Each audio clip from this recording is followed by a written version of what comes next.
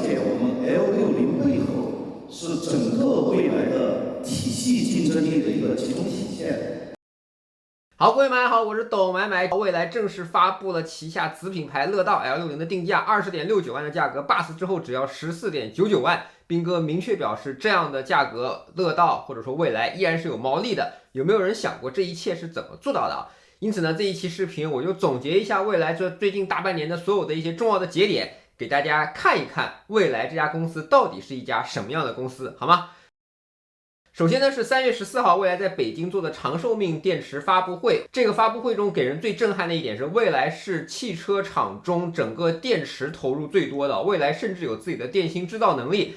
3月14号那天呢，大家特别关注的是 Bus 的价格调整，以及哪怕你使用 Bus 电池呢，依然可以买断，你过去的租金呢可以抵扣。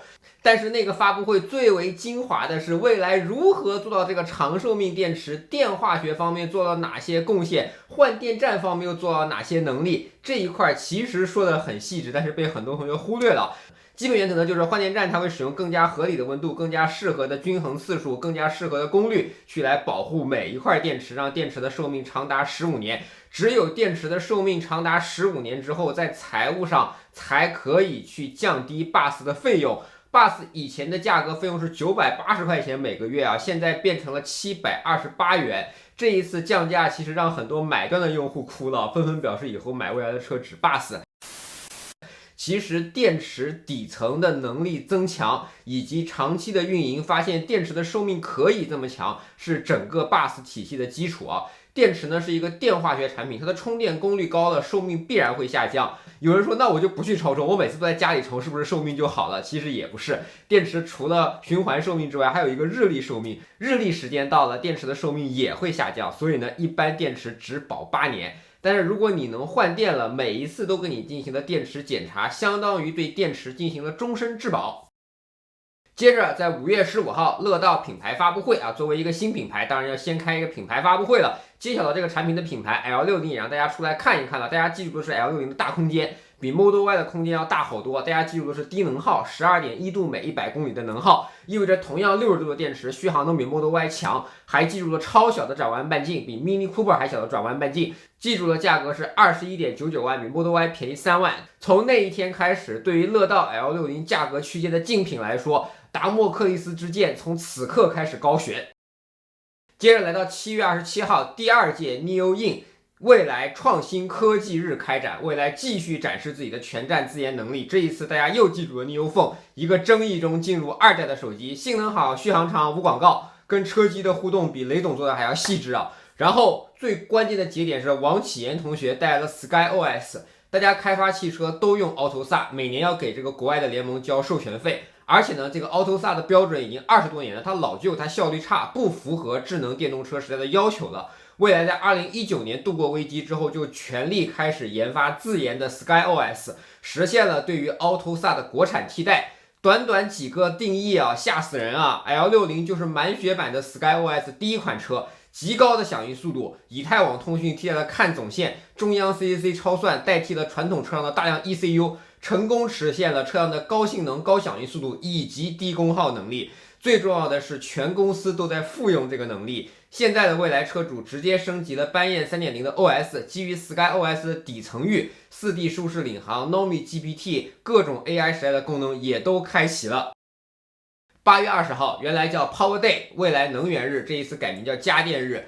斌哥复盘了一下，7家车企加入了蔚来换电联盟，中石化、中石油、中海油、中海炼化、壳牌等一大堆石油公司也都是蔚来换电的合作伙伴。这一次最重要的是公布了家电县线通计划，明年全国每一个县级行政单位都要有蔚来的充电桩，还公布了换电县线通计划，2年内每个县级行政单位要有蔚来的换电站，并且通过开放家电合伙人的模式，开放了换电站的加盟，让换电站变成了社会资源来共建。换电站正式从0到1变成1到100的模式，意味着建设速度会进一步加速。9月5号，蔚来发布了第2季度财报，在普遍消费降级不景气的情况下 ，NIO 逆势大涨，连续4个月月销2万台，高端纯电啊，尤其是30万以上的纯电一骑绝尘，跟 BBA 相比都比他们卖得好。让人们看到了信心，让资本 fear of missing out， 于是呢，股价也开始筑底回升了。9月19日，乐道 L60 正式发布了20.69万的定价，比21.99万的预售价格还要低。Bus 之后，甚至价格只要14.99万，让友商实在是没办法，只能造谣了。Bus 是个神器啊，它其实让客户用15万的价格买到20万的车。确实，电池是需要租金的，负4增1之后，每个月相当于479块钱。对于目标用户来说，这个价格是完全可以接受的，这个就让友商非常难受了。而且乐道可以换电，实测2分30秒搞定换电。今年全国就有1000座换电站供乐道可以用。要知道，未来有1000座站的时候，已经交付了好几年了。今年乐道交付的保有量就配合着1000座换电站。等到明年2025年春节过年的时候，乐道车主们的体验就是吊打充电车主们的体验。你想一想，15万的车主们，这是多么庞大的一个群体，那将是比未来车主量级大得多、发声能力强得多的人。他们都说换电好，不加入换电联盟的车是没有竞争力的。这就是乐道未来公司的第12款产品，一款成功的产品，一款爆单的产品，引领接下来主流大众市场的纯电车，并不是一朝一夕一款车的改款能搞定的。很多车企指望自己一招制胜，一招出奇，在造电动车的时代，其实这是不存在的。需要的就是公司体系化的竞争力，需要的就是产品定力，需要公司有宏大的愿景，即便在14.99万，未来依然有毛利。这就是上面所有事情集成在一起的水到渠成。为啥 Bus 好，二手车商的收购价格都会高一点？因为车电分离了之后，很容易去评估车的价格，完全不需要去考虑电池衰减的风险。第二任车主继续租电就行了。为什么二手车一定要买断才好卖？这都是纯粹瞎扯淡啊！什么不愿意租电池？那很简单，你不愿意租，你不买不就得了？能理解这个模式，愿意低成本买车的人在排队呢。你想明白这个事儿，乐道今天就是14.99万，想不明白也没关系，20.69万的乐道依然是超凡性价比。电池啊，它是一个电化学产品，放着不用都会过期的。电池呢也是需要年检的，据说明年就要开始了。你不换电，对于消费者的长期利益来说没法玩。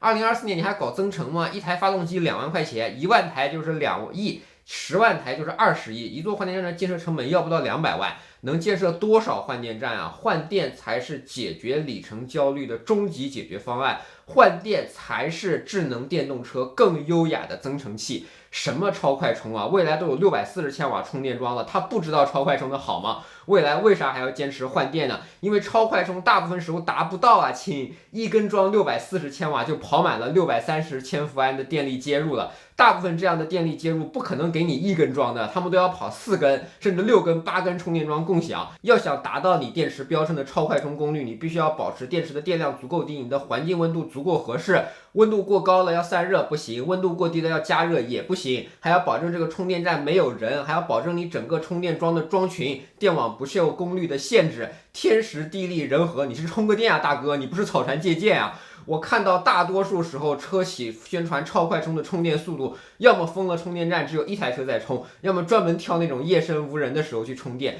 纯粹的广告学又有什么意义呢？宣传超快充的企业绝对不会告诉你他们充电多少次会降速的，为了他们保护他们电池那可怜的寿命，可充可换可升级才是消费者利益的最大化。换电站里电池也是要充电的，但是因为不止一块电池存在，换电站就没必要使用那么大功率充电。换电站就是一个储能池，一个蓄水池，你去的时候就可以3分钟换电，哪怕你排队了，那就是3分钟乘以换电人数，可靠性非常强，不需要开盲盒。换电站哪怕排队10个人，你比充电站不排队的速度还要快。2024年你的车不能换电，就是比未来、比乐道、比以后换电联盟的车要弱一档。你去看看乘联会的数据啊，今年51%以上的新购车都是新能源了，燃油车已经成为小众了，势必会加速燃油车的贬值。在这些新能源车中，纯电车又占了60%，对比大家想象中要高吧？为什么？因为便宜的车、贵的车它都是纯电，便宜的车它用不起发动机，它只能用纯电；贵的车它不需要发动机，它不焦虑。只有中间的那一群车